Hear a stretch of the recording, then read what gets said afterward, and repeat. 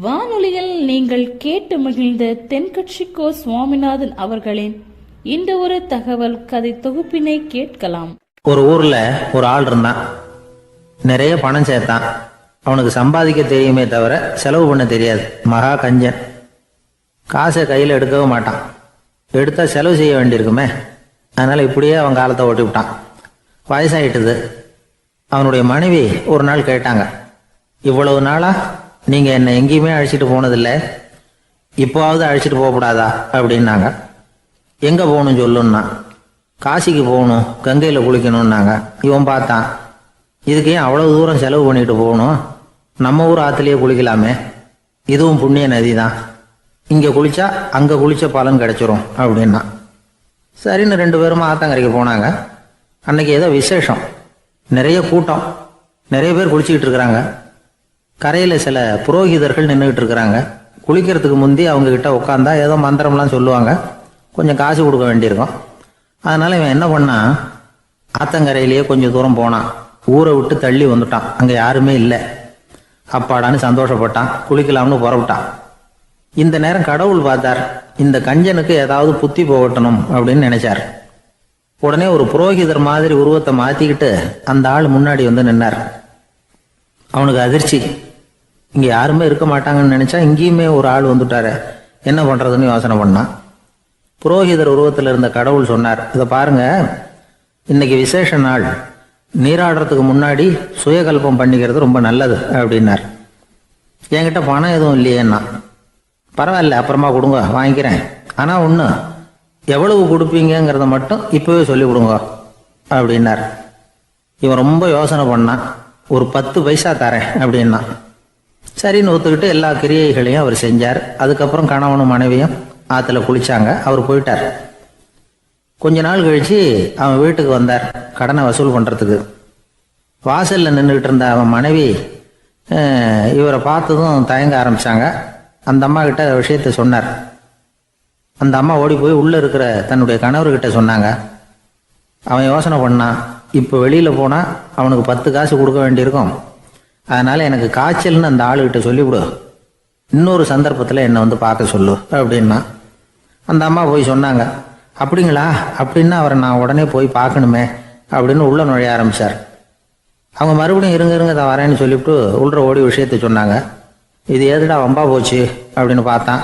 மனைவியை கிட்டத்தில் கூப்பிட்டான். இதோ பாரு, ஜன்னி கண்டு நான் இறந்து போயிட்டதா சொல்லிவிடு அப்படின்னா சொன்னாங்க. புரோகிதர் பார்த்தார். அப்படின்னா ஒரு வழியா இருந்து அவருடைய இறுதி சடங்குகளையே நானே முடிச்சுட்டு போயிடுறேன் அப்படின்னார். உள்ள இருந்தவன் யோசனை பண்ணான், அந்த ஆள் என்னை விடமாட்டான் போல இருக்கு, அதனால ஒரு சவப்பெட்டியில் என்னை வச்சு தூக்கிக்கிட்டு மயானத்துக்கு போங்க, பார்த்துக்கலாம் அப்படின்னா. புரோகிதரும் விடுற மாதிரி இல்லை, கூடவே நடந்து போயிட்டு இருக்கிறார். அங்கே இறக்கி சடங்குகளை முடிச்சுட்டு தீ வைக்கிற நேரம் பொட்டிக்குள்ள இருந்த நம்ம ஆள் அலறி அடிச்சுட்டு வெளியில ஓடி வந்தான். புரோகிதர் உருவத்தில் இருந்த கடவுள் சிரிச்சார், தன்னுடைய சுய உருவத்தை காட்டினார். அதுக்கப்புறம் அவனை கூப்பிட்டு, இதை பார்ப்பா, ஏன் இப்படி அல்லாடுற, ஏதாவது வர வேணும்னா கேள் தரேன் அப்படின்னார். அவன் யோசனை பண்ணான். பகவானே, ஒரே ஒரு வரம் தான் உங்ககிட்ட கேட்கணும்னா. என்ன வேணும் கேளுன்னார். அந்த 10 பைசா தட்சணையை தள்ளுபடி பண்ணா போதும் அப்படின்னா. கடவுளும் சரின்னு சொல்லிட்டு போயிட்டார். இப்படி ஒரு கதையை சுவாமி சிவானந்தர் சொல்லியிருக்கிறார். செல்வந்தர்கள் பல பேர் இப்படித்தான் இருக்கிறாங்க. தாங்களும் அனுபவிக்க மாட்டாங்க, அடுத்தவங்களுக்கும் கொடுக்க மாட்டாங்க. இது மாதிரியான கஞ்சர்களுக்கு இந்த உலகம் இல்லை, அந்த உலகம் இல்லைங்கிறார் அவர். இந்த கதையில கடவுள் கடன் வசூலுக்கு வந்தது மாதிரி நம்ம ஊர் ஆள் ஒருத்தன் இன்னொருத்தர்கிட்ட 10 பைசா கடன் கொடுத்துட்டான். திருப்பி வாங்கறதுக்கு நடையா நடக்கிறான். கடைசியா கேட்டான், நீ எப்பதான் கடனை திருப்பி தரப்போற, அதை முடிவா சொல்லுன்னா. வர்ற வியாழக்கிழமை கண்டிப்பா கொடுத்துருவேன் அப்படின்னானா அவன். அன்னைக்கு நான் ஊர்ல இருக்க மாட்டேனே அப்படின்னானா இவன்.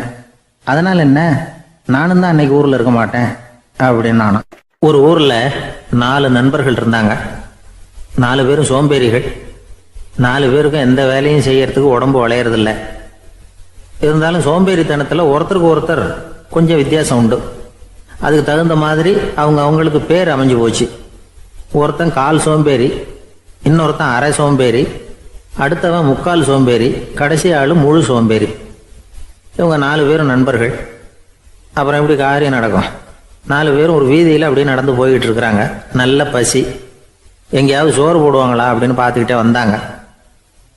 அவங்க வந்த வழியில் ஒரு ரூபா காசு கிடந்தது தரையில். அவங்க கண்ணில் அது பட்டுது. ஆனாலும் அதை குனிஞ்சு எடுக்கணுமே, அதுக்கு சோம்பேறித்தனம். முழு சோம்பேறி பார்த்தான்.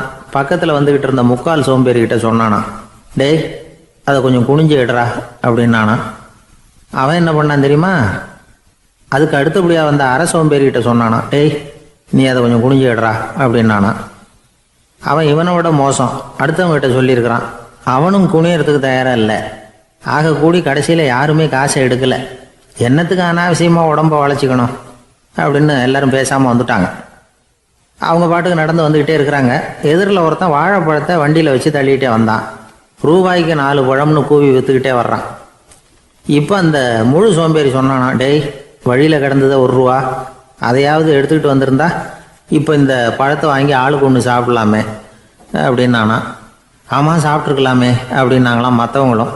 ஆனாலும் திரும்பி போய் அதை எடுக்கணும்னு யாருக்கும் தோணலை. பேசாமல் சோர்ந்து போய் நடந்து வந்தாங்களாம். இருட்டி போச்சு. வழியில் ஒரு கோவில். சரி இங்கேயே படுத்து தூங்குவோம் அப்படின்னா ஒருத்தன். அதுதான் சரின்னாங்க மற்றவங்களும். அப்படியே மண்டபத்தில் படுத்துட்டாங்க. கோவில் அர்ச்சகர் வேலையெல்லாம் முடிச்சு விட்டு வெளியில் வந்திருக்காரு. இவங்கள பார்த்தாராம். ஏன் இப்படி சோர்ந்து போய் கிடக்குறீங்க அப்படின்னு விசாரிச்சிருக்காரு. 2 நாளாச்சுங்க நாங்கள் சாப்பிட்டு அப்படின்னாங்களாம். அவர் உடனே ஐயோ பாவம் அப்படின்னு சொல்லி பானை, விறகு, அரிசி, தண்ணி எல்லாம் கொடுத்து நீங்களே சமையல் பண்ணி சாப்பிட்டுக்குங்க அப்படின்னு சொல்லிவிட்டு போயிட்டார். இந்த 4 பேருக்கும் சமையல் பண்ணி சாப்பிட்ணும்னு ஆசையாக தான் இருந்தது. ஆனால் அடுப்பு பற்ற வைக்கணுமே, அதுக்கு தீப்பெட்டி வேணுமே. தீப்பெட்டி இல்லை. இப்போ முழு சோம்பேறி ஆரம்பித்தான். அடுத்தவனை பார்த்து, டேய் கடைக்கு போய் ஒரு தீப்பெட்டி வாங்கிட்டு வாயேன் அப்படின்னு நானான். அவன் வழக்கம் போல் அடுத்தவங்ககிட்ட சொல்லியிருக்கான். அவன் அதுக்கு அடுத்தவங்ககிட்ட சொல்லியிருக்கிறான். கடைசியாக கால் சோம்பேறிக்கிட்ட வந்து சேர்ந்தது. அவனும் அது நம்மால் முடியாது அப்படின்னு பேசாமல் இருந்துட்டான். இப்போ தீப்பெட்டி வேணுமே, அதுக்கு என்ன பண்ணுறது? அவங்களுக்குள்ளே பேசி ஒரு முடிவுக்கு வந்தாங்களாம். அதாவது யார் முதல்ல வாயை திறந்து பேசுகிறாங்களோ அவங்க தான் தீப்பெட்டி வாங்கிறதுக்கு போகணும் அப்படின்னு. அவ்வளவுதான். உடனே 4 பேரும் வாயை கெட்டியாக மூடிக்கிட்டு படுத்துக்கிட்டாங்க. அவங்க சமையல் பண்ணி சாப்பிட்டாங்களா என்ன அப்படிங்கிறது அர்ச்சகருக்கு தெரியல. சரி பார்த்துட்டு வரலாமேன்னு வந்தார். வந்து பார்க்குறாரு, இவங்க 4 பேரும் அசையாமல் படுத்து கிடக்குறாங்க. அர்ச்சகர் பயந்துட்டார். ஒருவேளை பசி தாங்காமல் செத்து போட்டாங்களோ அப்படிங்கிற பயம், அல்லது நாம் கொடுத்த உணவுப் பொருளில் ஏதாவது விஷம் கலந்துருக்குமோ அப்படின்னும் பயந்தார். அப்படின்னா நம்ம மேலே பழி வந்துருமே அப்படின்னு நினச்சி நடுங்க ஆரம்பிச்சிட்டார். அப்புறம் அவரும் ஒரு முடிவுக்கு வந்தாராம். கோவிலுக்கு பக்கத்துலேயே ஒரு பெரிய குழி இருந்தது. அதில் ஒவ்வொருத்தரையாக இழுத்துக்கிட்டு போய் போட்டார். கொஞ்சம் மண்ணை தள்ளினார். காலால் மிதித்தார். அவர் மிதித்த மிதி ஒருத்தன் அடி வயத்தில் போட்டுவிட்டுது. அவன் உடனே வலி தாங்காமல் ஐயோ அம்மான்னு அலறினான். உடனே நடந்தது என்ன தெரியுமா? மற்ற 3 பேரும் துள்ளி எழுந்திரிச்சாங்களாம். அவனை பார்த்து நீ தாண்டா தீப்பெட்டி வாங்க போகணும், நீ தாண்டா வாங்க போகணும், நீ தான் சத்தம் போட்ட அப்படின்னு சொல்லி ஆரம்பிச்சிட்டாங்களாம். அர்ச்சகர் பார்த்தார். இது பேய் மாதிரி தெரியுதுன்னு நினச்சிக்கிட்டு ஒரே ஓட்டமாக ஓடி போட்டாராம். கிராமப்புறங்களில் இப்படி ஒரு கதையை சொல்கிறது உண்டு. சோம்பல்ங்கிறது நம்ம முன்னேற்றத்துக்கு பெரிய தடை அப்படிங்கிறத நாம் புரிஞ்சுக்கணும். அதுதான் இந்த கதை சொல்கிற நீதி. ஒரு பள்ளிக்கூடத்தில் ஒரு புதுமையான போட்டி நடந்துதான். அதாவது சோம்பேறித்தனத்துக்கு பரிசு. அதில் 2வது பரிசு யாருக்குன்னு அறிவிச்சாங்க. ஒரு பையன் எழுந்திரிச்சு மெதுவாக நடந்து போய் பரிசை வாங்கிட்டான். அடுத்தது முதல் பரிசு யாருக்கு அப்படின்னு அறிவிச்சாங்களாம். அவன் கடைசி வரிசையிலேருந்து கத்துனானா, ஐயா அதையும் அந்த பையன் மூலமாகவே கொடுத்து அனுப்பி வச்சுருங்க, இங்கே வந்தது நான் வாங்கிக்கிறேன் அப்படின்னானா. என்னுடைய நண்பர் ஒருத்தர், அவருக்கு ஜாதகத்தில் நம்பிக்கை உண்டு. அவரே ஜோசியம்லாம் பார்ப்பார். என்ன சார் இந்த காலத்தில் இதையெல்லாம் நம்பிக்கிட்டு இருக்கீங்களே அப்படின்னு கேட்டால், உங்களுக்கு ஒன்றும் தெரியாது சார். இந்த உலகத்தில் ஒவ்வொருத்தரும் அவங்கவங்க செய்கிற நல்லது கெட்டதுக்கு தகுந்த பலனை அனுபவிச்சே தீரணும் பார். அது மட்டும் இல்லை, ஒருத்தர் செத்துட்டா கூட அவன் செஞ்ச பாவ புண்ணியங்கள் கூடவே போய்கிட்டு இருக்கோம் பார். அது எப்படி கூட போவோம் அப்படின்னு குதர்க்கமாக கேட்டால், அதுக்கு அவர் ஒரு கதை சொன்னார். அது ரொம்ப சுவாரஸ்யமாக இருந்தது. அது என்ன கதைன்னா, ஒரு ஊரில் ஒருத்தர் இருந்தாராம். அவர் ஜோசியம் பார்க்குறதுல ரொம்ப கெட்டிக்காரரான். ஒருத்தருடைய தலைமுடியை மட்டும் அவர்கிட்ட காட்டினா போதும், அதை மட்டும் பார்த்துட்டு அவருடைய ஜாதகத்தையே அலசி போடுவாராம். அப்பேற்பட்ட திறமை. அந்த ஆள் ஒரு சமயம் கன்னியாகுமரி கடற்கரைக்கு போயிருந்திருக்கார். அங்கே கரை ஓரமாக ஒரு மண்டை ஓடு கிடந்திருக்கு. அதை எடுத்து பார்த்துருக்கார். அந்த மண்டை ஓட்டை வச்சுக்கிட்டே அதோட ஜாதகத்தை அலசியிருக்கார். இந்த மண்டை ஓட்டுக்கு உரிய ஆசாமி வாழ்க்கையில் ரொம்ப கஷ்டப்பட்டிருக்கணும், நிறைய கஷ்டத்தை அனுபவிச்சிருக்கணும். அது தாங்க முடியாம தான் கடல்ல விழுந்து தற்கொலை பண்ணிட்டு இருக்கான் அப்படிங்கிறத அவர் கணிச்சுட்டார். இருந்தாலும் இந்த மண்டை ஓடு இன்னமும் அனுபவிக்க வேண்டியது பாக்கி இருக்கு அப்படிங்கிறத அவர் உணர்ந்தாராம். அது சரி, ஒருத்தன் உயிரோடு இருக்கிற வரைக்கும் நல்லது கெட்டதை அனுபவிக்க முடியும், செத்ததுக்கு அப்புறமும் பாக்கி இருக்குன்னா அதை எப்படி அனுபவிக்கிறது? இந்த மண்டை ஓட்டுக்கு இன்னும் கொஞ்சம் பாக்கி இருக்குங்கிறது அவருக்கு புரிஞ்சதே தவிர அதோட அர்த்தம் என்னங்கிறது சரியா விளங்கலை. சரி, இதை இன்னும் கொஞ்சம் விவரமா ஆராய்ச்சி பண்ணுவோம் அப்படின்னு நினைச்சுக்கிட்டு அதை தன்னுடைய வீட்டுக்கு எடுத்துட்டு போயிட்டார். அந்த மண்டை ஓட்டை ஒரு பெட்டியில வச்சு பூட்டினார். தன்னுடைய தனி அறையில அதை பத்திரமா வச்சுக்கிட்டார். தினமும் ராத்திரி ஆனதும் தன்னுடைய மனைவியை பார்த்து, நீ போய் பூஜை அறையில தனியா படுத்துக்க அப்படின்னு சொல்லிவிட்டு தினம் ராத்திரி 12 மணிக்கு பெட்டியை திறந்து அவர் பார்ப்பார். மண்டை ஓடு அப்படியே இருந்தது தவிர இன்னும் கொஞ்சம் பாக்கி இருக்குங்கிறதுக்கு அர்த்தம் அவருக்கு விளங்கலை. அந்த மண்டை ஓட்டுக்கு இன்னும் என்ன பாக்கி இருக்க போகுது? எப்படியோ ஒரு 10 நாள் போச்சு. அந்த வீட்டம்மாவுக்கு சந்தேகம் வந்துட்டுது. நம்ம வீட்டுக்காரரு நம்மளை தனியா ஏன் தூங்க சொல்றார் அப்படிங்கிற சந்தேகம். உடனே பக்கத்து வீட்டு அம்மா கிட்ட விஷயத்த சொல்லியிருக்கிறாங்க. அந்த அம்மா உடனே, நீ கவலைப்படாத, நான் கண்டுபிடிச்சி சொல்றேன் அப்படின்னு சொல்லிவிட்டாங்களாம். அன்னைக்கு ராத்திரியே ஜன்னல் வழியா எட்டி பார்த்துருக்குறாங்க. இந்த ஆள் மண்டை ஓட்டை கையில வச்சுக்கிட்டு அது திருப்பி திருப்பி பார்த்துக்கிட்டு இருக்கிறான். அதை பார்த்துட்டாங்க. மறுநாள் காலையில அவரோட மனைவியை பார்த்தாங்க. ஏம்மா, உன் வீட்டுக்காரருக்கு நீ முதல் மனைவியா 2வது மனைவியா அப்படின்னு கேட்டாங்களாம். எனக்கு தெரிஞ்ச வரைக்கும் நான் ஒருத்தி தான் அவருடைய மனைவி அப்படின்னாங்களாம் அவங்க. அப்படி இல்லை, நீ அவருக்கு 2வது மனைவி. முதல் மனைவியின் மண்டை ஓட்டை தான் அவர் தினமும் ராத்திரியில் எடுத்து பார்த்துக்கிட்டு இருக்கிறார் அப்படின்னாங்க அடுத்த வீட்டு அம்மா. அப்படியா விஷயம் அப்படின்னு சொல்லிவிட்டு கணவன் வீட்டில் இல்லாத நேரமா பார்த்து அந்த மண்டை ஓட்டை எடுத்து கொண்டாந்து ஒரு உரல்ல போட்டு உலக்கையால குத்தி நொறுக்க ஆரம்பிச்சிட்டாங்க. வெளியில போயிருந்த அந்த ஆள் அப்பதான் உள்ள நுழைஞ்சார். மண்டை ஓடு உலக்கை கிட்ட குத்து வாங்கிட்டு இருக்கு. அது அனுபவிக்க வேண்டியது இன்னும் கொஞ்சம் பாக்கி இருக்குங்கிறதுக்கு அர்த்தம் எனக்கு இப்பதான் புரிஞ்சுது அப்படின்னாராம் அவர். இந்த கதையிலிருந்து நாம இன்னொரு நீதியையும் புரிஞ்சுக்கணும். அதாவது நம்ம வீட்டை பத்தி நமக்கு புரியாததெல்லாம் அடுத்த வீட்டுக்கு, வெளிநாட்டுக்கு போகணும்னு ஆசை. ஆனா அவனுக்கு எந்த மொழியும் தெரியாது.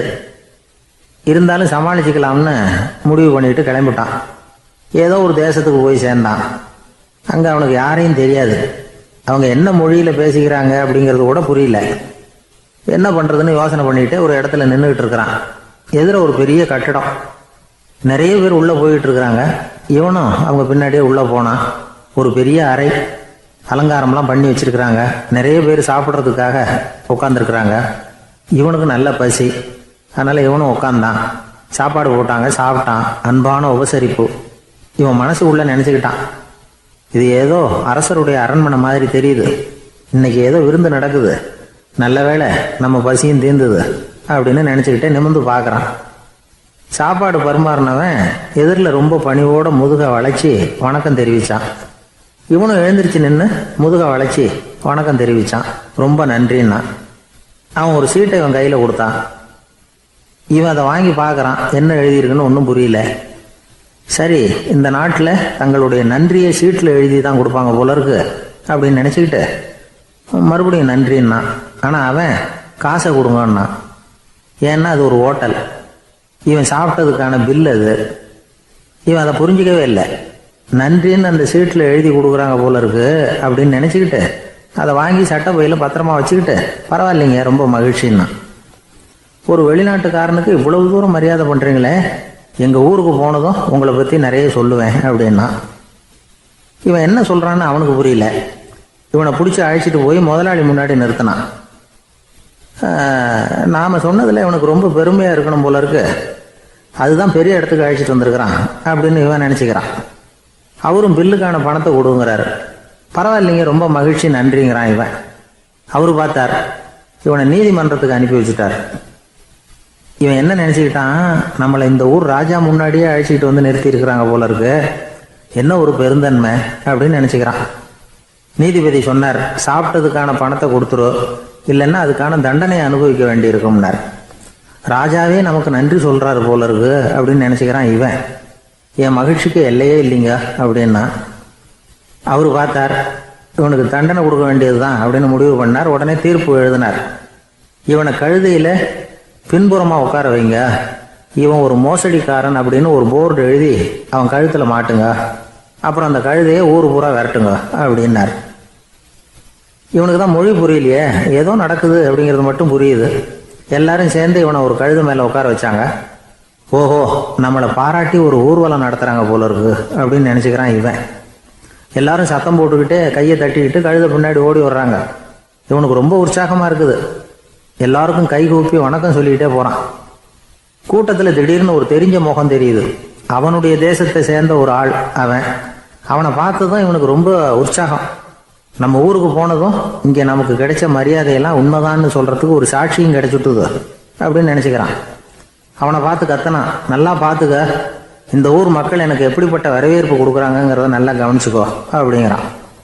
அவனுக்கு அவமானமாக போட்டுது. தலையை குனிஞ்சுக்கிட்டே நழுவி போயிட்டான். இவன் பார்த்தான், அவன் தலை தெரியல. ஆகா, அவனுக்கு நம்ம மேலே பொறாமை போல இருக்கு, அதனால தான் காணாமல் போயிட்டான் அப்படின்னு நினச்சிக்கிறான். இப்படி ஒரு வேடிக்கை கதையை பெரியவங்க சொல்கிறது உண்டு. கதை வேடிக்கையாக இருந்தாலும் இதில் உள்ள கருத்து என்ன தெரியுமா? அந்த கழுதை மேலே உட்காந்துருக்கிறானே, அது மாதிரி தான் நாமளும் அகங்காரங்கிற கழுதை மேலே உட்காந்துக்கிட்டு இருக்கோமா. நாமளும் கிட்டத்தட்ட அதே மாதிரி பிரம்மையில் தான் இருக்கிறோமா. என்ன நடக்குதுங்கிறதே புரியறதில்ல. அகங்காரத்தில் பேசுகிறவனுக்கும் சித்த சுவாதீனம் இல்லாமல் பேசுகிறவனுக்கும் அதிக வித்தியாசம் இருக்கிறதில்ல. அது மாதிரி ஒருத்தன் தன்னுடைய வீட்டை சுற்றி சேற்றை வாரி இறைச்சிக்கிட்டு இருந்தானா. அந்த வழியாக வந்த ஒரு பெரியவர் அதை பார்த்துருக்கார். என்னப்பா பண்ணிகிட்டு இருக்கிற அப்படின்னு கேட்டாராம். கழுதைகளை விரட்டிக்கிட்டு இருக்கிறேன் அப்படின்னானா. இங்கே கழுதைகளே காணுமே அப்படின்னாரான் அவர். அதுதான் ஏற்கனவே விரட்டி விட்டனே அப்படின்னானா இவன். எனக்கு இது மட்டும்தான் சார் தெரியும், இதை தவிர வேறு எதுவும் தெரியாது அப்படின்னு சொல்லிக்கிட்டே காலம் தள்ளுறவங்க ரொம்ப பேர். அவங்களெல்லாம் கஷ்டப்பட வேண்டியிருக்கும். ஒருத்தர் தன்னுடைய தொழிலில் ரொம்ப கெட்டிக்காரராக இருக்கலாம். அதுக்காக எப்பவும் அதே ஞாபகத்தில் இருந்துக்கிட்டு உலகியல் அறிவு இல்லாமல் இருந்துடக்கூடாது, அது ஆபத்து. இதுக்காக நம்ம தாத்தா பாட்டிலாம் ஒரு கதை சொல்லுவாங்களே, கேள்விப்பட்டிருக்கீங்களா? ஒரு சமயம் ஒரு 4 பேர் சேர்ந்து வெளியூருக்கு பிரயாணம் போனாங்களாம். அந்த 4 பேர் எப்படி தெரியுமா? ஒருத்தர் வேதாந்தி, இன்னொருத்தர் சங்கீத வித்வான், 3வது ஆள் வைத்தியர், 4வது ஆள் ஜோசியர். இவங்க 4 பேரும் நண்பர்கள். அதனால் சேர்ந்து புறப்பட்டாங்க. வழியில் ஒரு ஊரில் தங்கினாங்க. இருட்டி போச்சு. அதனால் இன்றைக்கி ராத்திரி இங்கேயே தங்கி இருந்துட்டு நாளைக்கு புறப்படலாம் அப்படின்னு தீர்மானம் பண்ணாங்க. சாப்பாட்டுக்கு என்ன பண்ணுறது? அங்கேயே கடத்தெருவுக்கு போய் சாமான்லாம் வாங்கியாந்து சமைச்சு சாப்பிட்லாம்னு முடிவு பண்ணாங்க. 4 பேர் இருக்கிறதுனால ஆளுக்கு ஒரு காரியமாக செய்யலாம் அப்படின்னு வேலையை பிரிச்சுக்கிட்டாங்க. வைத்தியர் கரிகாய் வாங்க போனார். வேதாந்தி எண்ணெய் வாங்க போனார். ஜோசியர் பலசரக்கு வாங்க போனார். சங்கீத வித்வானுக்கு சமைக்கிற வேலை. எல்லாம் சரி, ஆனால் நடந்தது என்ன தெரியுமா? கடைத்தெருவுக்கு காய்கறி வாங்க போனார்ல வைத்தியர், அங்கே போய் மார்க்கெட்டில் பார்த்தார். ஒவ்வொரு கறிகாயாக எடுத்து பார்த்தார். இது பித்தம், உடம்புக்கு ஒத்துக்காது, இது வாயு, உடம்பு ஒத்துக்காது அப்படின்னு ஒவ்வொன்றா தள்ளினார். கடைசியில் ஒன்றுமே தேரல, வெறுங்கையோடு திரும்பி வந்துக்கிட்டு இருக்கிறார். எண்ணெய் வாங்க போனார் வேதாந்தி, அவர் ஒரு தொன்னையில் எண்ணெயை வாங்கினார். பேசாமல் அதை எடுத்துகிட்டு வர வேண்டியது தானே, முடியல.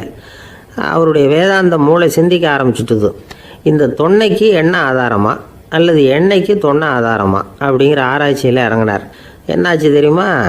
அப்படி கவுத்து பார்த்தார். வாங்கின எண்ணெய் பூராவையும் வழியில் கொட்டிவிட்டு வெறும் தொன்னையோடு சேர்ந்தார். பலசரக்கு வாங்க போனார் ஜோசியர். அவர் ஒரு வழியில் பார்த்தாரு. வழியில் வந்தவங்களெல்லாம் அங்கங்கே ஒரு மரத்தடியில் உட்கார வச்சு அவங்களுக்கெல்லாம் ஆர்வம் சொல்ல ஆரம்பிச்சிட்டார். அப்படி ஒவ்வொருத்தராக சொல்லி முடிச்சுட்டு கடத்தருக்கு போய் சேர்ந்தார். இவர் அங்கே போய் சேர்றதுக்குள்ளே ரொம்ப நேரம் ஆகிட்டுது. கடையெல்லாம் பூட்டிவிட்டு போயிட்டாங்க. என்ன செய்கிறது? அவரும் வெறுங்கையோடு திரும்பி சேர்ந்தார். சரி, இவங்க கதை தான் இப்படி ஆச்சு. அங்கே சமைக்கிறதுக்காக உட்காந்துருந்தார் சங்கீத வித்வான். அவர் கதை என்னாச்சு தெரியுமா? அங்கே அவர் அடுப்பை பற்ற வச்சு ஒலையை கொதிக்க வச்சார். அதாவது ஒரு பானையில் தண்ணியை ஊற்றி அடுப்பில் வச்சார். அது கொதிக்க ஆரம்பிச்சிது. தண்ணி கொதிக்கிற சத்தம் இருக்குதுல்ல, அது இவருக்கு தாளம் போடுறது மாதிரி இருந்தது. ஒரே குஷி, பாட ஆரம்பிச்சிட்டார். பாடிக்கிட்டே உற்சாகமாக கையில் இருந்த கரண்டியால் அந்த பானையில் தட்டினார், தாளம் போடுறதா நினச்சிக்கிட்டு. அவ்வளவுதான், பானை பட்டுன்னு உடஞ்சி போச்சு. தலையில் கையை வச்சுக்கிட்டு அவரும் உட்காந்துட்டார். எந்த தொழில் தெரிஞ்சாலும் சரி அதை புத்திசாலித்தனமாக பயன்படுத்த தெரியலன்னா ஆபத்து தான். அதுக்காக தான் இந்த கதை. ஒரு பஸ்ஸு டிரைவர் ரொம்ப கெட்டிக்காரர். பஸ்ஸை ரொம்ப திறமையாக ஆபத்து இல்லாமல் ஓட்டினதுக்காக பரிசுலாம் வாங்கினவர். அவரே ஒரு படகு ஓட்டுறதுக்காக அழைச்சிட்டு போயிருக்கிறாங்க, மோட்டார் படகு. அதையும் ரொம்ப திறமையாக தான் ஓட்டிகிட்டு போயிருக்கிறாரு. நடுக்கடலில் போனதும் படகு நின்று போச்சு. மோட்டாரில் ஏதோ கோளாறு. என்ன செய்யலாம் அப்படின்னு அந்த டிரைவரை கேட்டிருக்கிறாங்க படகுல இருந்தவங்கெல்லாம். அப்போ அவர் சொன்னாராம், கவலைப்படாதீங்க, ஒன்றும் பிரச்சனை இல்லை, எல்லோரும் கொஞ்சம் கீழே இறங்கி பின்னாடி தள்ளுங்க, மோட்டார் ஸ்டார்ட் ஆகிடும் அப்படின்னாராம். ஒரு ஊரில் ஒரு ராஜா இருந்தார். அவர் ஒரு நாள் காலையில் அரண்மனையில் மேல் மாடத்தில் வந்து நின்றுக்கிட்டு இருந்தார். அப்போ ஒரு ஆள் வீதியில் ரொம்ப வேகமாக ஓடிக்கிட்டு இருக்கான். அதை ராஜா கவனிச்சார். அவன் மனசில் ஏதோ ஒரு தவிப்பு இருக்குங்கிறத புரிஞ்சுக்கிட்டார். உடனே அரண்மனை சேவகர்களை கூப்பிட்டார். அந்த ஆளை இங்கே அழைச்சிட்டு வாங்க அப்படின்னார். இவங்க ஓடி போய் அந்த ஆளை அழைச்சிட்டு வந்தாங்க. மன்னர் முன்னாடி நிறுத்தினாங்க. மன்னர் அவனை நிமிர்ந்து பார்த்தார். எதுக்காக இவ்வளவு வேகமாக ஓடிக்கிட்டு இருக்கிற அப்படின்னு கேட்டார். இதுக்கு அவன் சொன்னான், மன்னா, நம்ம கோட்டையின் வடக்கு வாசல் இருக்கு இல்லையா, அது ஓரமாக ஒரு பெரிய பாறாங்கல் கிடக்கு. அதுக்கு அடியில் நான் ஒரே ஒரு வெள்ளி நாணயத்தை புதைச்சி வச்சிருக்கேன். அது இப்போ எனக்கு தேவைப்படுது. என்னுடைய மனைவிக்கு ஒரு பரிசு வாங்கி கொடுக்க வேண்டியிருக்கு. அதுக்காக தான் அவசரமாக ஓடிக்கிட்டு இருக்கிறேன் அப்படின்னா. மன்னர் யோசனை பண்ணார். அப்புறம் சொன்னார், அதுக்காகவா இப்படி ஓடுற? பரவாயில்ல, அதை பற்றி கவலைப்படாத. நான் உனக்கு 10 வெள்ளி காசுகள் தர்றேன், வாங்கிட்டு திரும்பி போ அப்படின்னார். இவன் தலையை சொரிஞ்சான். மன்னா, நீங்கள் கொடுக்கறத ரொம்பவும் மகிழ்ச்சியோடு வாங்கிக்கிறேன். இருந்தாலும் அதுக்கப்புறம் அந்த வடக்கு வாசலுக்கு போய் அங்கே இருக்கிற ஒரு நாணயத்தையும் எடுத்துக்கிட்டு போயிடுறேனே அப்படின்னானா. இதை பாருப்பா, அந்த ஒரு நாணயத்தை மறந்துடு, உனக்கு 100 வெள்ளி நாணயங்கள் தரேன் இருக்கார். மன்னா, ரொம்ப மகிழ்ச்சி, உங்கள் மாதிரி தாராள குணம் வேற யாருக்கும் வராது. நீங்கள் கொடுக்குற 100 நாணயங்களையும் வாங்கிக்கிறேன். இருந்தாலும் வடக்கு வாசலுக்கு போய் அதையும் எடுத்துக்கிட்டா 101 ஆயிடுமே அப்படின்னானா. இதை பாருப்பா, அந்த ஒரு நாணயத்தை மறந்துடு, அது எக்கேடாவது கெட்டு போகட்டும். நான் உனக்கு 100 பொற்காசுகள் தரேன், அதையாவது வாங்கிட்டு வந்த வழியிலேயே திரும்பி போடுன்னாராம். தங்க நாணயங்களே தரேன்னு சொல்கிறீங்க, தாராளமாக வாங்கிக்கிறேன். இருந்தாலும் வடக்கு வாசலுக்கு போய் அப்படின்னு மறுபடியும் ஆரம்பித்தான். அரசர் வந்து பொறுமை இழந்துட்டார். கடைசியாக ஒரு முடிவுக்கு வந்துட்டார். இதை பாருப்பா, உனக்கு என்னுடைய ராஜ்யத்திலேயே பாதியை கொடுத்துட்றேன், அப்படியாவது திருப்தியாக திரும்பி போ அப்படின்னாராம். மன்னா, உங்களுடைய பெருந்தன்மைக்கு ஈடு இணையே கிடையாது. தேசத்திலேயே பாதி பிரித்து கொடுக்குறேன்னு சொல்கிறீங்க, அதனால் உங்ககிட்ட ஒரு சின்ன வேண்டுகோள் அப்படின்னானா. சொல்லுன்னாராம் மன்னர் ஆர்வமா. இவன் மெதுவாக ஆரம்பித்தான். அப்படி இந்த ராஜ்யத்தை 2ஆக பிரிக்கிறப்போ அந்த வடக்கு வாசல் இருக்கிற பக்கத்தை என்கிட்டயே கொடுத்துருங்கோ அப்படின்னானா. மன்னர் அசந்து போயிட்டார். இந்த கதை எதுக்காகன்னு கேட்டால், மனம்ங்கிறது ஒரு குரங்குங்கிறத புரிஞ்சுக்கிறதுக்காகத்தான். உன்னை பிடிச்சிக்கிட்டா லேசில் விடாது. அப்படிப்பட்ட மனசை அறிவு தான் வழி நடத்தணும். அதில் தான் வாழ்க்கையின் வெற்றி அடங்கியிருக்குது. ஒரு சின்ன பையன் தெருவில் அழுதுகிட்டு இருந்தான். ஏன்பா அழுகுறேன்னு ஒரு பெரியவர் கேட்டார். 1 ரூபா காசை இங்கே தொலைச்சுட்டேன் அப்படின்னா. சரி, அதுக்காக அழாத, அதுக்கு பதிலாக 10 ரூபா தரேன், இந்தா வச்சுக்கோன்னு கொடுத்தாரு. அந்த 10 ரூபாயை வாங்கி சட்டப்பையில் போட்டுக்கிட்டு அதை விட அதிகமாக சத்தம் போட்டு அழ ஆரம்பிச்சுட்டான். மறுபடியும் ஏன்டா அழறேன்னு கேட்டார் பெரியவர். அந்த 1 ரூபாயும் கிடச்சிட்டுதுன்னா இப்போ என்கிட்ட 11 ரூபா இருக்குமே, இப்போ 10 ரூபா தானே இருக்குது அப்படின்னு சொல்லிவிட்டு அழறான். ஒரு ஊரில் ஒரு இளைஞன் இருந்தான். ஒரு நாள் அவன் ஒரு குருவை தேடிக்கிட்டு புறப்பட்டான். ஊரை விட்டு வெளியில் போனான். போகிற வழியில் ஒரு காடு. அந்த காட்டில் ஒரு மரத்தடியில் ஒரு பெரியவர் உட்காந்துருக்கிறார். அமைதியாக மௌனமாக அவர் அமர்ந்திருக்கிறார். இந்த பெரியவரை விசாரிக்கலாம், குருவை தேடி கண்டுபிடிக்கிறதுக்கு இவர் ஏதாவது ஒரு வழி சொல்லி கொடுப்பார் அப்படின்னு நினச்சிக்கிட்டு அவர் நெருங்கினான். ஐயா, எனக்கு ஒரு குரு தேவை, எங்கே கிடைப்பார்? அவரை எப்படி அடையாளம் கண்டுபிடிக்கிறது? அதை பற்றி ஏதாவது விவரம் சொன்னீங்கன்னா நான் கண்டுபிடிச்சிக்குவேன் அப்படின்ட்டுருக்கான். பெரியவர் நிமிர்ந்து பார்த்தார். தம்பி, அது ரொம்ப சுலபம். அவர் வயசானவராக இருப்பார், என்னை விட சுமார் 30 வயசு அதிகமாக இருக்கும். அவர் ஒரு மரத்தடியில் தான் உட்காந்துருப்பார் அப்படின்ட்டுருக்கான். சரிங்க பெரியவரே, அது என்ன மாதிரியான மரம், எப்படி இருக்கும் அப்படின்னு கேட்டிருக்கான். பெரியவர் அந்த விவரங்களையும் சொல்லியிருக்கிறாரு. அது மட்டும் இல்லை, சந்திக்கிற நாள், நேரம், வினாடி முதற்கொண்டு எல்லா விவரங்களையும் துல்லியமாக சொன்னாராம். இவ்வளவு விவரங்களை இவரால் எப்படி சொல்ல முடியுது அப்படின்னு இவனுக்கு ஆச்சரியம். இருந்தாலும் அந்த பெரியவர் கடைசியாக ஒரு விவரம் சொன்னார். அது என்ன தெரியுமா? எப்படியும் நீ அவரை சந்திக்கிறதுக்கு ஒரு 30 வருஷம் ஆகும் அப்படின்னு சொல்லிவிட்டாராம். ரொம்ப நன்றிங்க பெரியவரே அப்படின்னு சொல்லிவிட்டு அந்த இளைஞன் புறப்பட்டுருக்கான். இப்போ அவனுக்கு குரு பற்றின விவரம் எல்லாம் கிடச்சிட்டுது, சந்திக்கிற நேரமும் தெரிஞ்சுட்டுது. ஆனால் 30 வருஷம் அவரை தேடி அலைய வேண்டியிருக்குமே. அவன் தேட ஆரம்பித்தான். காடு மலை எல்லாம் சுற்றி அலைஞ்சான். பல வருஷங்கள் தேடினான். அழுத்து போயிட்டான். கடைசியில் அவனுக்கும் வயசாகிட்டுது. கடைசியில் தன்னுடைய சொந்த ஊருக்கே திரும்பி போயிட்டு இருந்தான். அங்கே ஒரு மரத்தடியில் அவன் தேடிக்கிட்டு இருந்த குருநாதர் கிடைச்சார். யார் அவருன்னா, 30 வருஷத்துக்கு முன்னாடி வழி சொல்லி கொடுத்தாருல அதே பெரியவர். அவருக்கு இப்போ 30 வயசு அதிகமாக இருந்தது. அதே மரம். அன்னைக்கு பெரியவர் சொன்ன அடையாளம் இப்போ பொருத்தமாக இருந்தது. இப்போ அந்த பெரியவர் சொன்னார், சரியாக வந்து சேர்ந்துட்டேன், வா, உனக்காக தான் நான் இவ்வளவு காலமும் காத்துக்கிட்டு இருந்தேன் அப்படின்னாரான். என்ன சொல்கிறீங்கன்றிருக்கான். 30 வருஷத்துக்கு முன்னாடி என்கிட்ட வந்தியே, அப்போவே என் காலம் வந்து முடிஞ்சு போயிருந்தது. அப்போவே என்ன உனக்கு அடையாளம் தெரியல, அதனால் இவ்வளவு காலம் உனக்காக காத்துட்டு இருக்கும்படி ஆயிட்டுது அப்படின்னாராம். ஐயா, அப்போவே நீங்கள் சொல்லியிருக்கலாமே, இதுதான் 30 வருஷம் கழித்து நீ சந்திக்க போகிற இடம், நான் தான் உன்னுடைய குரு அப்படின்னு சொல்லியிருக்கலாமே அப்படின்ட்டுருக்கான். அந்த பெரியவர் சிரிச்சுக்கிட்டே இதுக்கு பதில் சொன்னாராம், நான் எவ்வளவோ விவரமாக தான் சொன்னேன், நீ சரியாக புரிஞ்சிக்கல. காரணம், அப்போ நீ போதுமான அளவுக்கு பக்குவம் பெற்றிருக்கவில்லை. அதனால் புரியும் சக்தி இல்லாமல் போயிட்டுதப்போ 30 ஆண்டு காலம் நீ அலைஞ்சி தெரிஞ்சிருக்கிற. அது காரணமாக இப்போ உனக்கு அந்த பக்குவம் வந்துட்டுது. அதனால தான் அடையாளம் காண முடிஞ்சது, நானே உன்னுடைய குரு அப்படின்னாராம். இதுலேருந்து என்ன தெரியுதுன்னா, ஆன்மீகத்தில் மாணவனாக சேர்றதுக்கு கூட ஒரு பக்குவத்தன்மை தேவைப்படுது. ஒரு பெரிய ஞானி, அவர்கிட்ட சீடனாக இருக்க ஒருத்தன் வந்தான். எதிரில் நின்னான். ஞானி அவனை வெகு நேரம் உற்று பார்த்தார்.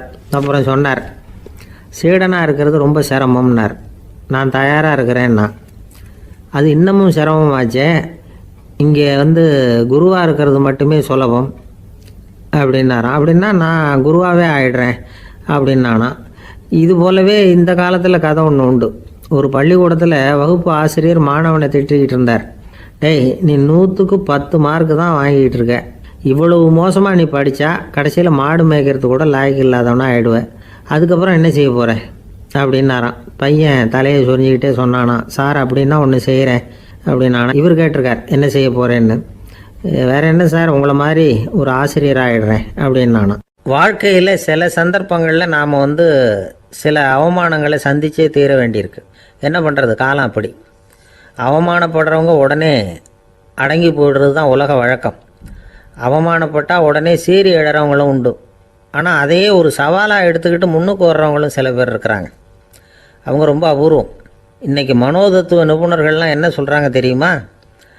அவமானப்பட்டுட்டா உடனே அடங்கி போயிடக்கூடாதான். அதையே ஒரு சவாலாக எடுத்துக்கிட்டு மனசில் ஒரு வைராக்கியத்தோடு முயற்சி பண்ணினா வாழ்க்கையில் எல்லாரும் முன்னேறலாமா. அவமானங்கிறத நாம் வந்து வைராக்கியமாக மாற்றிக்கணும். அதுதான் வெற்றிக்கு வழி. ராமர் வந்து இந்த பூமியில் பிறந்ததே ஒரு வைராக்கியத்தினால தான் சார் அப்படின்னார் ஒருத்தர். எப்படிங்க அது அப்படின்னு கேட்டேன். அவர் சொன்னார், தசரதருக்கு ராமர் வந்து குழந்தையாக வந்து பிறக்கணும், அப்போ தான் இங்கே இருக்கிற கஷ்டங்கள்லாம் நீங்கும் அப்படின்னு சர்வ லோகமும் எதிர்பார்த்துக்கிட்டு இருக்குது. ஆனால் அவர் எப்போ வந்து பிறப்பார் அப்படின்னு யாருக்கும் தெரியல. அந்த காரியம் சீக்கிரம் நடக்கணுமே, அதுக்கு என்ன பண்ணுறது? நாரதர் வந்தார் ஒரு நாள் தசரதரை தேடி. தசரதா, உனக்கு ஒரு செய்தி தெரியுமான்னு ஆரம்பித்தார். அவர் எப்பவும் இப்படித்தானே ஆரம்பிக்கிறது வழக்கம். என்ன விஷயம்னு கேட்டார் தசரதர். தசரதா, நீ அடிக்கடி உன்னோட தேரில் ஏறிக்கிட்டு தேவலோகத்துக்கு போகிற, அங்கே போகிற வர்ற எல்லாம் பண்ணிகிட்ருக்க, எல்லாம் சரி. தேவலோகத்துலேயும் உன்னை நல்லபடியாக தான் வரவேற்கிறாங்க. தேவேந்திரன் உன்னை பிரியமாக அழைச்சிட்டு போய் தன்னுடைய அரியாசனத்திலேயே தனக்கு பக்கத்திலேயே உட்கார வைக்கிறான். நீயும் சந்தோஷமாக உட்காந்து பேசிவிட்டு வந்துடுற. ஆனால் நீ இங்கே வந்ததுக்கு அப்புறம் அங்கே என்ன நடக்குது தெரியுமா உனக்கு அப்படின்னாரான் நாரதர். என்ன நடக்குது, எனக்கு ஒன்றும் தெரியலையே அப்படின்னாரான் தசரதர். நாரதர்கிட்ட வந்து கிட்டத்தில் வந்து கேட்டிருக்கார், கொஞ்சம் சொல்லுங்கள் என்னது அப்படின்னு. அவர் நெருங்கி வந்தாரான் நாரதரும். மெதுவாக அவர் காதோட காதாக சொன்னாராம். அதாவது நம்ம பாஷையில் சொல்லப்போனால் பற்ற வைக்கிறார். நீ அங்கே தேவேந்திரங்கிட்ட உட்காந்து பேசிவிட்டு வந்த பிறகு நீ அங்கே உட்காந்துருந்த அரியாசனத்தை தண்ணி ஊற்றி கழுவி சுத்தப்படுத்துகிறாங்க. நீ என்ன அந்த அளவுக்கு சுத்தம் இல்லாத ஆளா, தினம் குளிக்காமையாக இருக்கிற அப்படின்னாராம். தசரதருக்கு இது ரொம்ப அவமானமாக போயிட்டுது.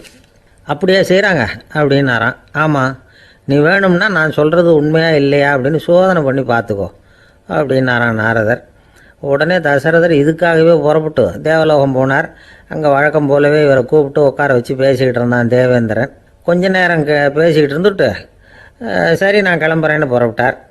சரி, அவனும் வாசல் வரைக்கும் வந்து வழி அனுப்பி வச்சுட்டு உள்ளே போயிட்டான்.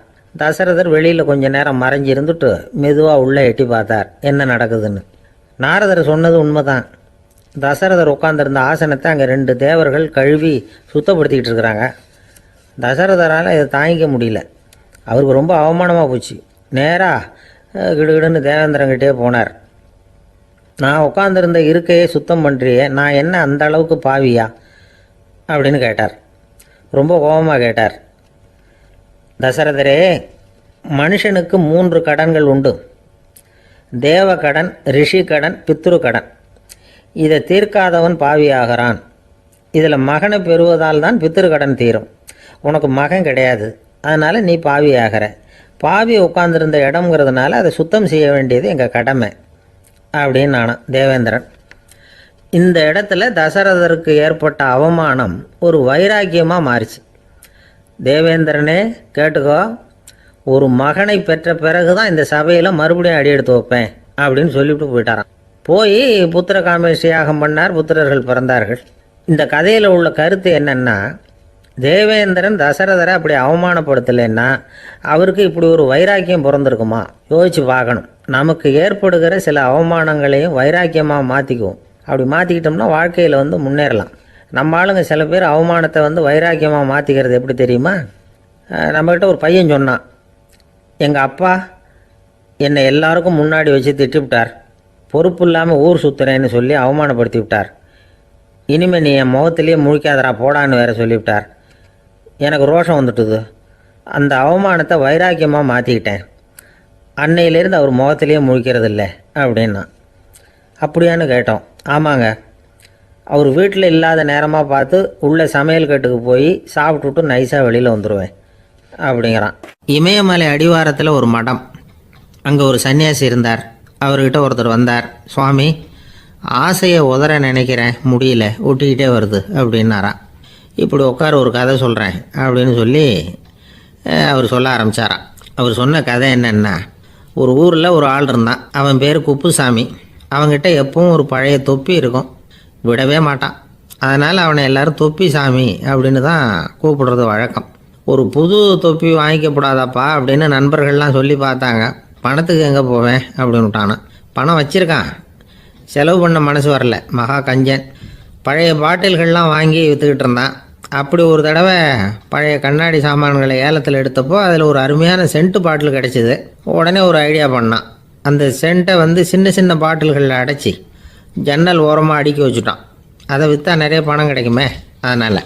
இதுக்கு இடையில் ஒரு நாள் அவன் அப்படியே உட்காந்துருந்தான். அந்த நேரம் நண்பன் வந்தான். ஏண்டா, உன் பழைய தொப்பியை மாற்றப்படாதா? ஊரில் எல்லோரும் கேலி பேசுகிறாங்களே உன்னை தொப்பி சாமின்னு அப்படின்னு சொல்லி கேட்டிருக்கான். இந்த சென்ட்டு பாட்டில் விற்றதும் பணம் வரும், அதுக்கப்புறம் பார்க்கலாம் அப்படின்னு நானா இவன்.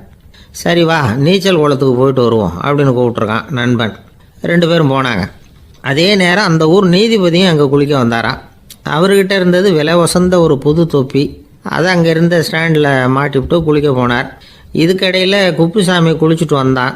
அவனுடைய பழைய தொப்பியை காணலை. அந்த புது தொப்பியை பார்த்தா இது நண்பனுடைய வேலை தான் அப்படிங்கிறதாக புரிஞ்சுக்கிட்டு அதை எடுத்து மாட்டிகிட்டு வந்துட்டான். நீதிபதி குளிச்சுட்டு வந்து பார்க்குறாரு, தொப்பியை காணும். போலீஸில் புகார் கொடுத்தார். அவங்க தேடினாங்க. ஒரு மூலையில் பழைய தொப்பி கிடச்சிது.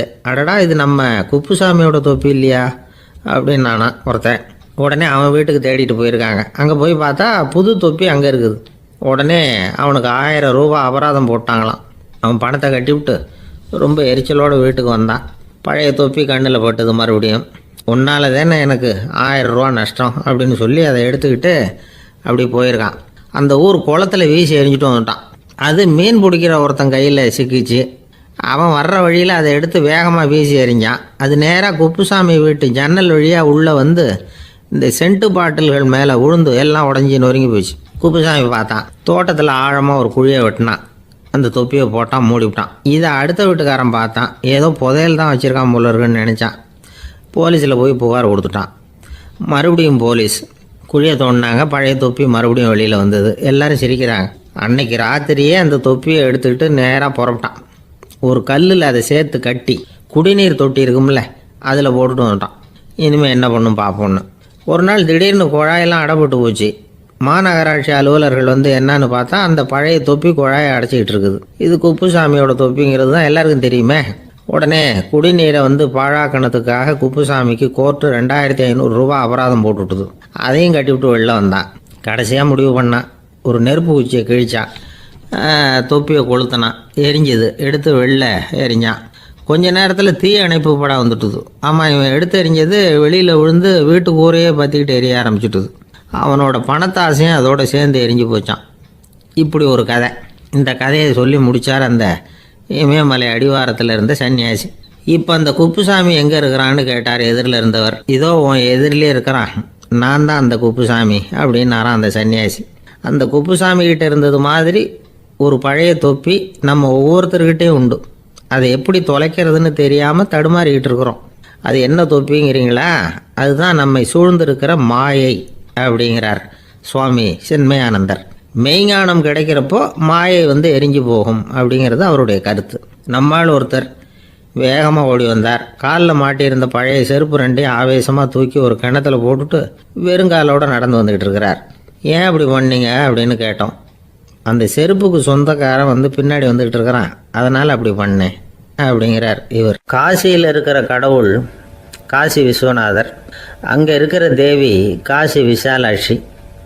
இவங்க 2 பேரும் ஒரு நாள் பேசிக்கிட்டு இருந்தப்போ கடவுள் சொன்னார், இந்த மனிதர்களை நாம் ரொம்பவும் நம்பிக்கையோடு தான் படைச்சிருக்கிறோம். இருந்தாலும் அவங்களுக்கு தான் நம்பிக்கை இல்லை, எதுலேயும் ஒரு உண்மையான நம்பிக்கை இல்லாமல் வாழ்ந்துக்கிட்டு இருக்கிறாங்க அப்படின்னார். என்ன அப்படி சொல்கிறீங்க? அதை பாருங்கள், எவ்வளவு பேர் காசியை தேடிட்டு வந்து கங்கையில் குளிச்சுக்கிட்டு இருக்கிறாங்க.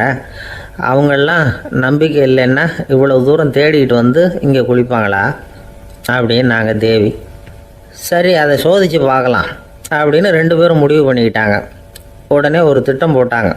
அது எப்படின்னா, நாம் 2 பேருமே பக்தர்கள் மாதிரி உருவத்தை மாற்றிக்கிட்டு கங்கை கரைக்கு போக வேண்டியது. நான் வந்து கங்கையில் இறங்கி குளிக்கிறேன். கொஞ்ச நேரத்தில் சுழலில் மாட்டிக்கிட்டது மாதிரி நடிக்கிறேன்.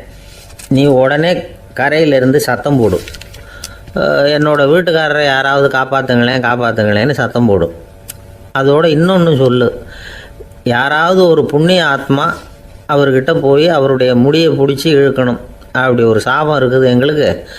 புண்ணிய ஆத்மா, அதாவது எந்த பாவமும் செய்யாத இல்லாத ஒருத்தர் தான் அவரை காப்பாற்ற முடியும். அப்படிப்பட்டவங்க யாராவது வெள்ளத்தில் குதித்து என்னுடைய கணவரை காப்பாற்றுங்கோ அப்படின்னு நீ சத்தம் போடு, கூச்சல் போடு, என்ன நடக்குதுன்னு பார்க்கலாம் அப்படின்னார் கடவுள். சரின்னு சொல்லி 2 பேருமா சாதாரண பக்தர்கள் மாதிரி கங்கை கரைக்கு வந்து சேர்ந்தாங்க. அவர் இறங்கி குளித்தார். திட்டம் போட்டது மாதிரியே சுழலில் மாட்டிக்கிட்டது மாதிரி கத்துனார். கரையில் இருந்த அந்த அம்மா, ஐயோ என் கணவரை காப்பாற்றுங்களேன், யாராவது காப்பாற்றுங்களேன்னு கத்துனாங்க. பல பேர் ஓடி வந்தாங்க. உடனே இவங்க, பாவம் இல்லாத புண்ணிய ஆத்மா ஒருத்தரால் தான் என்னுடைய கணவர் காப்பாற்றப்படணுங்கிறது விதி, அப்படி ஒரு சாபம் இருக்குது, அதனால் புண்ணிய ஆத்மா யாராவது அவர்கிட்ட போய் அவர் முடியை பிடிச்சி தூக்கினா அவரை காப்பாற்றி விடலாம் அப்படின்னாங்க. இவங்க இப்படி சொன்னதும் எல்லோரும் திகைச்சு போய் நின்றுட்டாங்க. ஒவ்வொருத்தருக்கும் அவங்க செஞ்ச பாவம்லாம் ஒவ்வொன்றா ஞாபகத்துக்கு வர ஆரம்பிச்சுட்டுது. சரி, இதுக்கு நாம் லாயக்கு இல்லை அப்படின்னு சொல்லி ஒதுங்கி போக ஆரம்பிச்சிட்டாங்க எல்லாம். இந்த சமயத்தில் யாரோ ஒருத்தர் வேகமாக ஓடி வந்தார். ஆற்றுல குதித்தார். அவர்கிட்ட போனார், முடியை பிடிச்சார், தூக்கினார், அவரை காப்பாற்றி கரைக்கு கொண்டுட்டு வந்துட்டார். அப்படி காப்பாற்றின அந்த ஆளை இவங்க 2 பேரும் தனியாக கூப்பிட்டுக்கிட்டு ஒரு மண்டபத்துக்கு வந்துட்டாங்க. வந்து விசாரிக்கிறாங்க. நீ யாரப்பா அப்படின்னு கேட்குறாங்க. ஏதும் தெரியாத மாதிரி. நான் இந்த ஊர் அன்ன சத்திரத்தில் வேலை செய்கிற ஒரு சமையல்காரன் அப்படிங்கிறார். நீ வந்து கங்கையில் குளிக்கிறது உண்டான்னு கேட்டிருக்காங்க. நான் இந்த ஊர்லேயே தான் இருக்கிறேன், இருந்தாலும் தினமும் கங்கையில் குளிக்கிறதில்ல, எப்பாவது ஒரு நாள் அங்கே குளிப்பேன் அப்படின்னார். கங்கையில் மூழ்கி எழுந்திரிச்சா பாவம்லாம் தொலையும்னு சொல்கிறாங்க. அப்படி இருக்கிறப்போ அங்கே இன்றைக்கி கங்கையில் குளிச்சுக்கிட்டு இருக்கிறவங்கெல்லாம் தங்களை வந்து புண்ணிய ஆத்மாவாக நினைக்கல. கங்கையில் குளிக்காத நீ உன்னை வந்து புண்ணிய ஆத்மாவாக நினச்சி என்னை காப்பாற்ற வந்திருக்கிற, அது எப்படி அப்படின்னு கேட்டார். அதுக்கு அந்த ஆள் சொல்கிறான், கங்கையில் குதித்ததுக்கு அப்புறம் தானே உங்களை காப்பாற்ற போகிறோம். அப்படி குதிக்கும் பொழுது என்னுடைய பாவம்லாம் போயிருக்கும்ல, நான் புண்ணிய ஆத்மாவாக ஆயிருப்பேனே, அதனால தான் துணிஞ்சு வந்து உங்களை காப்பாற்றினேன் அப்படின்னா. கடவுளும் தேவியும் அவனுக்கு வந்து காட்சி கொடுத்தாங்களாம். இப்படி ஒரு கதை உண்டு. அதாவது கங்கையில் குளிச்சுக்கிட்டு இருக்கிறவங்களுக்கே தங்களுடைய பாவம் போகுங்கிற நம்பிக்கை பரிபூர்ணமாக இல்லை. குளிக்காத ஒருத்தனுக்கு அந்த நம்பிக்கை இருந்தது. அதனால் அவனால் கடவுளை பார்க்க முடிஞ்சது. கடவுளை வந்து நாமளும் பார்க்க முடியுமா முடியாதா அப்படிங்கிற குழப்பம்லாம் நமக்கு வேண்டியதில்லை. நம்பிக்கையோடு வாழணுங்கிற உண்மையை மட்டும் இந்த கதையிலேருந்து புரிஞ்சுக்கிட்டால் போதும். ஏன்னா இந்த கதையை கேட்டுட்டு ஒரு நண்பன் குதர்க்கமாக ஒரு கேள்வி கேட்டான். ஏன் சார், கங்கையில் குளித்தா பாவம் போடும்னு சொல்கிறீங்களே, நான் எனக்கு வேண்டாத ஒருத்தனை அழைச்சிட்டு போய் கங்கையிலேயே தள்ளி விட்டுட்டு அதுக்கப்புறம் அங்கேயே முழுக்க போட்டுட்டு நான் செஞ்ச பாவத்தை வந்து அதுலேயே கழுவி விட்டுட்டு மறுபடியும் உங்ககிட்ட வந்துடுறேன்னு வச்சுக்கோங்க, நீங்கள் என்னை வந்து புண்ணிய ஆத்மான்னு ஏற்றுக்குவீங்களா அப்படிங்கிறான். ஆள் கொஞ்சம் ஆசைந்தான், நம்மளே அங்கே அழைச்சிட்டு போனாலும் போயிடுவான். சங்கீத வித்வான்களில் பல வகை உண்டு. சில குறிப்பிட்ட ராகங்களை பாடுறதில் அவங்களுக்கு பெருமை வர்றது உண்டு. ஆனால் ஒருத்தர் இருந்தார், அவரால் ஒரு ராகத்துக்கே பெருமை வந்தது. அந்த ராகத்தை அவர் வாசித்து கேட்கணும் அப்படின்னு சொல்லுவாங்க. அது என்ன ராகம்னா தோடி ராகம். சரி, அந்த வித்வான் யாருன்னா அவர் தான் திருவாவடுதுறை ராஜரத்னம் பிள்ளை. பேராசிரியர் கல்கி ஒரு சமயம் தம்முடைய பத்திரிகையில் எழுதினாராம். அதை அப்படியே படிக்கிறேன் கேளுங்களேன். ஆகா, ஸ்ரீ ராஜரத்னம் பிள்ளையின் தோடி ஆலாபனையை முதலில் கேட்டபோது அவருடைய கற்பனையை விட்டு தள்ளுங்கள். நம்முடைய மனதில் என்னென்ன இன்பமயமான கற்பனைகள் எல்லாம் உதித்தன.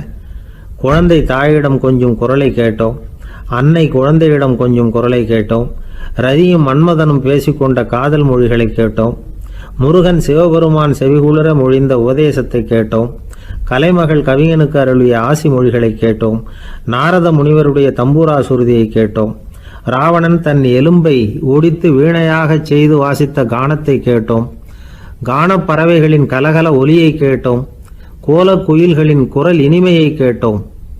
இப்படிலாம் வந்து பேராசிரியர் கல்கி விமர்சனம் எழுதியிருக்கிறார் திருவாவடுதுறை ராஜரத்னம் பிள்ளை அவர்களுடைய வாசிப்பை கேட்டுட்டு. TN ராஜரத்னம் பிள்ளை வந்து இறந்து போனார். அப்போது கவிஞர் கண்ணதாசன் எழுதினார், செவியனில் ஓடி எங்கள் சிந்தையில் ஓடி இந்த புவியெல்லாம் ஓடி நின்பார் பொங்கிய தோடி வேறிங்கு எவரிடம் போகும் ஐய இனி அதை காப்பார் யாவர் அவிந்தனின் சடலத்தோடே அவிந்தது தோடிதானும் அப்படின்னு எழுதினாராம். அந்த அளவுக்கு அவருடைய தோடியை வந்து ரசித்தவர்கள் உண்டு. அதே மாதிரி தோடின்னா என்னன்னு தெரியாமலே அவரை ரசித்தவங்களும் அந்த காலத்தில் உண்டு. அதாவது ஒரு பெரிய சபையில் இவர் வாசிச்சுக்கிட்டு இருக்கிறார். பாதியில் ஒரு பெரிய மனுஷன் உள்ளே வந்தார். அவர் உடம்புல பட்டு வேஷ்டி, ஜருகை, அங்கவஸ்திரம், வாயில் வெத்தலை, வாசனை புகையில, காதில் வைரக்கடுக்கன், கழுத்தில் தங்க சங்கிலி, கை விரல் பூரா மோதிரம், கையில் ஒரு வெள்ளி வெத்தலை புட்டி, உதவிக்கு 2 பேர் பக்கத்தில். இவ்வளவு பந்தாவோடு வரார் கச்சேரி கேட்கறதுக்கு. இப்படி வந்தவர் முதல் வரிசையில் வந்து உட்கார்ந்தார். வித்வான் வாசித்து முடித்ததும் இவர் அவரை பார்த்து, ஐயா, நீங்கள் தோடி வாசிக்கிறதுல ரொம்ப கெட்டிக்காரர்னு கேள்விப்பட்டிருக்கேன், அதை கேட்கறதுக்காக தான் மெனக்கிட்டு வந்திருக்கிறேன், அதை வாசிங்களேன் அப்படின்னாராம் இந்த பெரியவர். ராஜரத்னம் பிள்ளைக்கு ஒன்றும் புரியல. ஏன்னா இது வரைக்கும் அவர் வாசிச்சுக்கிட்டு இருந்ததே அந்த தோடி ராகத்தை தான். அதை வாசித்து முடித்ததும் அதை வாசிங்களேன்னு இவர் கேட்குறார். அப்படின்னா இவரோட ஞானம் எப்படிப்பட்டது? இவ்வளவும் கேட்டுட்டு இப்படி கேட்குறாரே அப்படின்னு அவர் யோசிச்சிருக்கிறார் ராஜரத்னம் பிள்ளை. உடனே என்ன பண்ணார் தெரியுமா? பக்கத்தில் ரொம்ப சாதுவாக சுருதி போட்டுக்கிட்டு இருந்த ஒரு முதுகில் ஓங்கி ஒரு குத்து விட்டாராம். அவருக்கு ஒன்றும் புரியல, எதுக்கு நம்மளை அடிக்கிறார் இவர், நம்மளை குத்துறாரு வித்வான்னு. அவர் அதிர்ச்சியால் இவர் நிமிர்ந்து பார்த்துருக்கார். அப்போ ராஜரத்னம் பிள்ளை சொன்னாராம், ஏய்யா ஐயா பெரிய மனுஷன், என்னுடைய பரம ரசிகர், தோடி ராகம் கேட்கணுங்கிறதுக்காக இவ்வளோ தூரம் வந்திருக்கிறார், வந்து வரிசையில் உட்காந்துருக்கார். நீ இந்த சமயம் பார்த்து தோடி ராகம் வாசிக்கிற நாதஸ்வரத்தை வீட்டில் வச்சுட்டு வந்துட்டியே, இப்போ ஐயாவுக்காக அந்த ராகத்தை நான் எப்படி வாசிக்கிறது அப்படின்னு சொல்லிவிட்டு மறுபடியும் முதுகில் ஒரு அடி கொடுத்தாராம். அடி வாங்கினவருக்கே சிரிப்பு அடக்க முடியலையா.